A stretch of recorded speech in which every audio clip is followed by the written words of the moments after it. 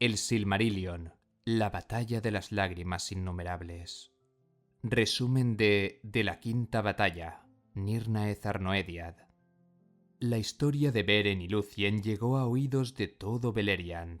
Entonces Maedhros, al ver que Morgoth no era inatacable, decidió poner en marcha lo que se llamó la Unión de Maedhros. Sin embargo, debido a las malas acciones de la casa de Fëanor, no logró la ayuda esperada. Orodreth no quiso ir a la guerra por indicación de hijo alguno de Fëanor, por culpa de la conducta de Celegorm y Curufin, y porque confiaba aún en el ocultamiento de su reino. Pero Windor, capitán de Nargothrond, marchó en secreto con una pequeña compañía, ya que lamentaba la pérdida de su hermano Gelmir en la Dagor Bragollach.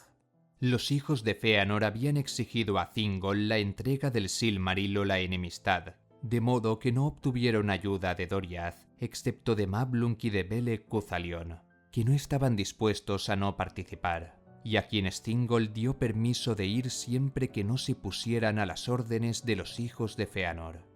Fingon, rey supremo de los Noldor, siempre amigo de Maedhros, se preparó para la guerra con los elfos de Hithlum, y junto a él estaban los hombres de la casa de Beor y de Hador que aún quedaban, liderados por Húrin y Huor, ya que el padre, Galdor el Alto, había muerto tiempo atrás en un ataque a Hithlum. A ellos se unieron una hueste de hombres de Brethil, lideradas por su señor, Haldir, tío de Húrin y Huor. Este fue el frente occidental, al que también se unieron la compañía de Windor, Mablung, Beleg y elfos de las Falas, mientras que en el frente oriental, Maedhros reunió a sus 6 hermanos con sus gentes, Maglor, Caranthir, Celegorm, Curufin, Amrod y Amras.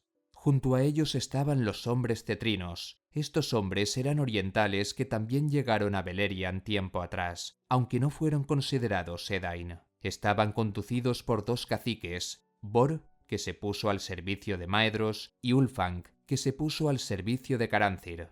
Era el año 473 y Ulfang y Bor ya habían muerto, pero los hijos de uno y de otro se prepararon para la guerra. Maedhros también recibió la ayuda de los enanos de Beleg Ostinogrod, tanto en huestes como en suministros de armamentos, y se unieron al frente oriental.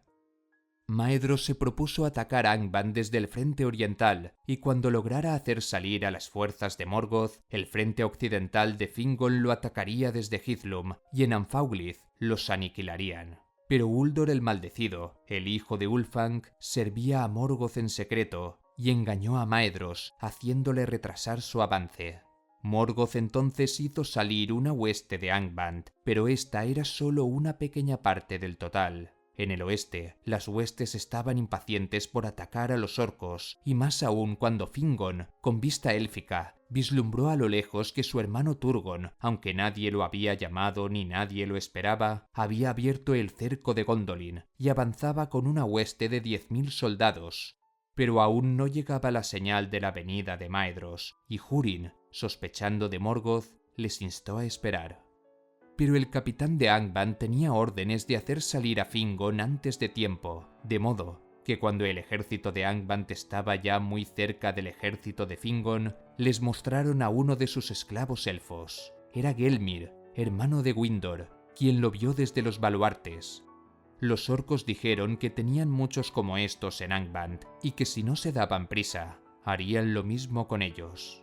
Entonces rebanaron las manos y los pies de Gelmir, y por último la cabeza. Entonces Windor, colérico, marchó a la batalla y le siguieron sus compañeros, y después todo el ejército de Hithlum. Barrieron a las huestes de Morgoth, pero cuando los elfos de Nargothrond, que iban a la cabeza, llegaron a las puertas de Angband, Morgoth vomitó aún más fuerzas, y allí todos fueron muertos, excepto Windor, que fue capturado vivo, porque Fingon no pudo acudir a ayudarle. Tras 4 días de guerra cayó Haldir, y junto a él la mayor parte de los hombres de Brethil. Pero el 5.º día llegó Turgon, que había impedido que sus huestes participaran en la frenética embestida, y había montado guardia en el valle del Sirion. En ese mismo momento se oyeron las trompetas del ejército de Maedhros que se acercaba, pero Morgoth llamó a sus últimas fuerzas, y Angband quedó vacía. Salieron lobos, balrogs y dragones, y Glaurung, el gran gusano, padre de los dragones, separó a las huestes de Maedhros del resto. Al mismo tiempo, los hijos de Ulfang mostraron su traición y atacaron al frente oriental. Pero Maglor mató a Uldor y los hijos de Bor mataron a Ulward y a Ulfast antes de morir ellos mismos. El frente oriental tuvo entonces que retirarse y los únicos que resistieron fueron los enanos de Belegost, los que mejor resistían el fuego del dragón. Entonces Azaghal, su rey, fue muerto por Glaurung, pero en un último esfuerzo logró herir al dragón y hacerlo huir. Los enanos se retiraron entonces en una marcha fúnebre. Pero entonces salió Gothmog, el señor de los Balrogs, y luchó contra Fingon. Pero fue atacado por otro Balrog, y Gothmog aprovechó y lo golpeó con el hacha negra, y una llama blanca brotó del yelmo hundido de Fingon. Así cayó el rey supremo de los Noldor, y lo golpearon contra el polvo con las mazas, y pisotearon el estandarte azul y plata en el barro ensangrentado.